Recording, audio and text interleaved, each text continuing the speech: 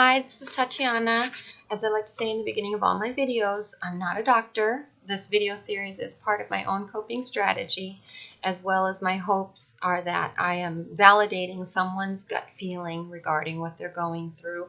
This is just a short video series. This is the third of 3 videos in a short series called Steps to Leaving an Abuser. This is just the detailed information that I have needed, have used, and in the process of leaving an abusive relationship. So video 1 is about your safety, video 2 is about finances, and this third one is about starting your new life. It's important when you are leaving, because it is difficult and painful, to also start focusing on the fact that there is an after. It might not feel like it at some points, but there will be an after. Okay, so start thinking about your new life, and I touched on this at the end of video number 2, is to start thinking about taking college classes. It might be out of your realm of concept.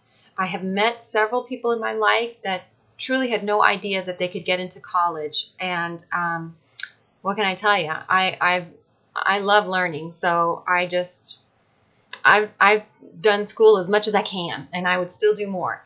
Okay, and it is for everyone in the United States. Everyone has the opportunity to go to college. It's going to just take some paperwork and some time. So as I said at the end of video number 2, I want you to go online and fill in your FAFSA, because it takes a while. I believe that you need to have, for example, let's say this is year 2015. If you want to go to school in 2016, you need to have your FAFSA filled out the year prior. So I think the deadline is, the end of December 2015. That's just, for an example, if you want to go to school the next year. So your FAFSA is FAFSA. That is your government documentation regarding your finances, and if you got no finances, even better. The poorer you are, the better your chances of getting more grants and school loans, etc. So just take your time to fill that out, and of course be careful and be safe. If you don't have permission to be applying to college, then do whatever you can to have a private mailbox or a private place for you to receive any information about that. But I can tell you this: when I first went to college, it was my first relationship with the overt narcissist when I was much younger, and I saved up cash because it was part of my life goal was to go to college. I went to the college. I had gone to school in a very low education area, and so I was behind, but it was like, I don't know, it was ridiculous, like $500 for me to, at the time, to take. I still had to take 2 math classes before I would get college credit, okay? But that was the first step towards me just doing what I wanted for me. And my abuser did stalk me at school. He would be there when I got out of class, but I just behaved like it was like a hobby. It's like, this is what I want to do, and if it takes me 20 years to finish my college degree, it'll take me 20 years. So he couldn't really argue with me about it, but he did stalk me. So you never know. If you're able to start going to college classes, then get it started. If you have to wait until you've actually left that person that you're with, then just get the ball rolling, okay? So like I said, the first class I took, I paid cash. I saved up my cash, and I paid for 1 class. But when I left my marriage, when I got divorced many years later, I had already completed an associate's degree and a bachelor's degree, and I popped myself into college to get my master's, and I was a wreck. I was an emotional wreck, but I was able to attend classes, and by the time I was pulling my life together, I had a master's degree. So truly consider that for your future. I'm just a big advocate of education. And also, regarding that new life, I also want you to start thinking about your own internal healthiness, whether that's your physical health or your mental health. Start taking the steps towards being the person that you want to be. If that's taking an exercise class, or if that's just watching your YouTube video of Zumba that you can get away with. If your abuser has a problem with you doing that, what can you do? Can you get away with 15 minutes a day of Zumba and or whatever it is that you want to do that makes you feel physically healthier? As far as your mental health, I've mentioned this many, many times because I think it's a very important exercise, is to start tracking the behavior that's going on in your life, in your social interactions with your abuser. The more aware you are of what's going on, the less likely you are to participate in it, to be hurt by it, and the less likely you are to fall for that same crap again later, right? We don't want to fall for the same crap again later. So start tracking it. And this is one that I don't hear very often, but I am a true advocate of taking responsibility for your own behavior. I know that when you're leaving an abusive relationship, you get to the point where you just feel like, they're just so rotten and mean and evil, and I just blame them for everything, and I'm raging, when in fact, at some level, we're participating. We are participating and perpetuating what's going on. So one of my favorite sayings is, it takes two to tango, and I'm asking you to stop dancing. I started becoming aware of that when I was married and could not make any headway in the marriage, in solving our problems. And I realized one day that I needed to just change me.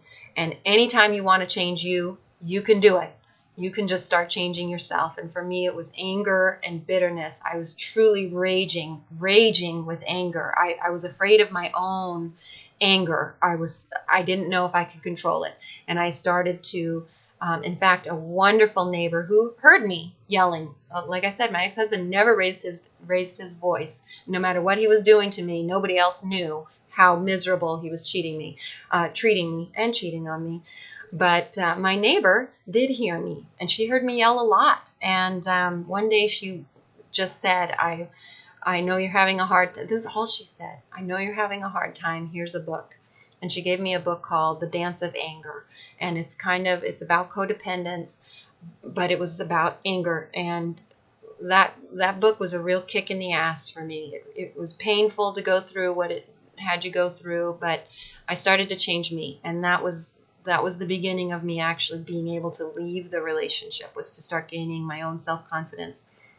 So stop dancing, whatever way that you are participating. If you're enjoying the drama, and I know that everybody's going to, enjoying the drama? It took me many years to realize I was addicted to the drama.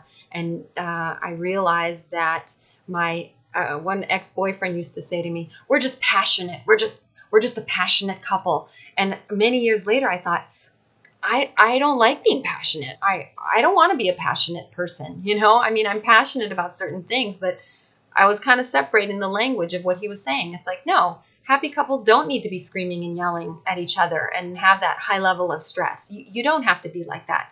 And I realized, the healthier that I got, how when things were peaceful, I got very nervous, and realized over time that there was some type of codependent addiction to the drama.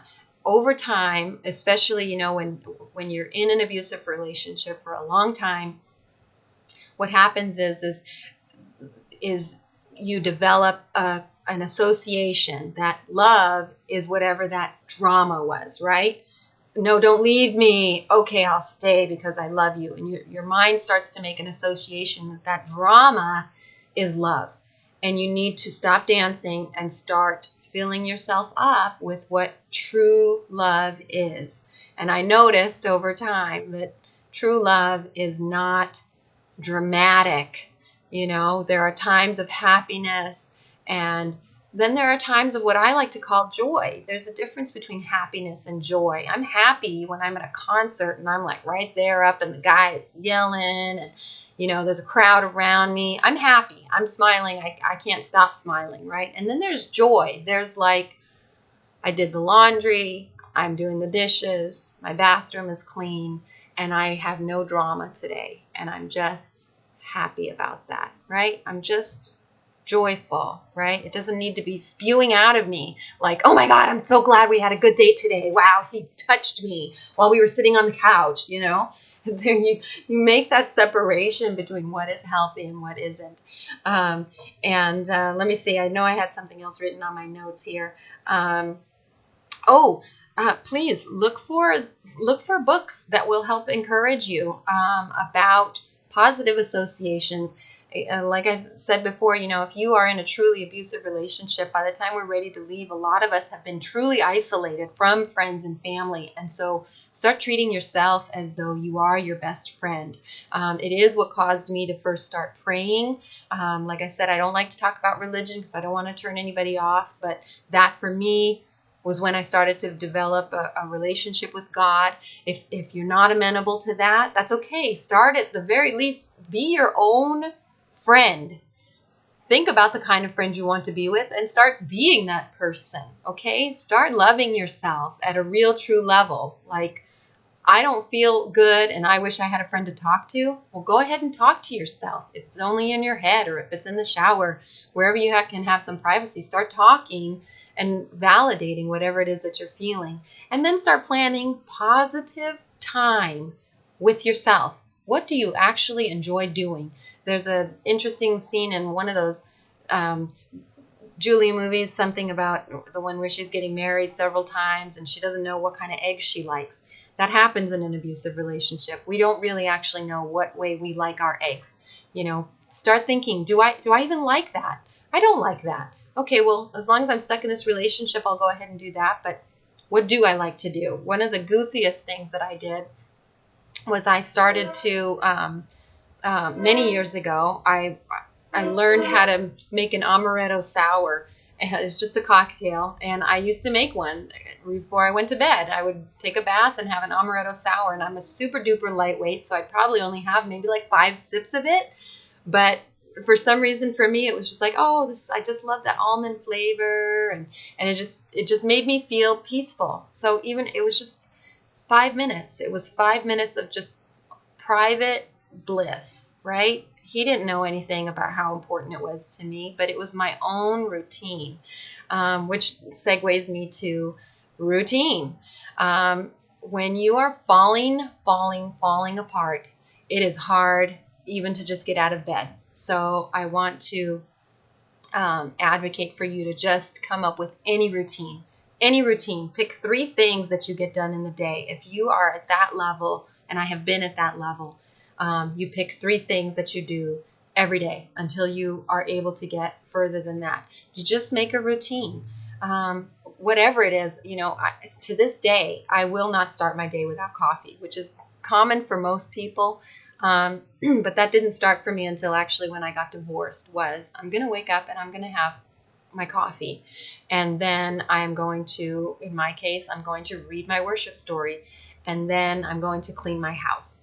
Okay, so those 3 things, for me, if my house is not clean, it makes me depressed. And so even if I didn't get anything else done in that depressive state, I had a clean home. And after a few weeks of that, you start to emotionally separate from the pain that you've been in. I hope those are making sense. Like I said, I'm just trying to make some suggestions of how to start a new life. So start finding out what you actually like. I have a couple books that I like. I'll try to remember to put those in the comment section, just on the girly side, things that I skim through to think of how to treat myself well when I'm feeling down. Okay. If you have any other suggestions for if you've already made it out of this situation with an abuser and you have some advice to share with someone else who's watching this video, please add that to the comments. You don't have to be signed in. You can leave it anonymously.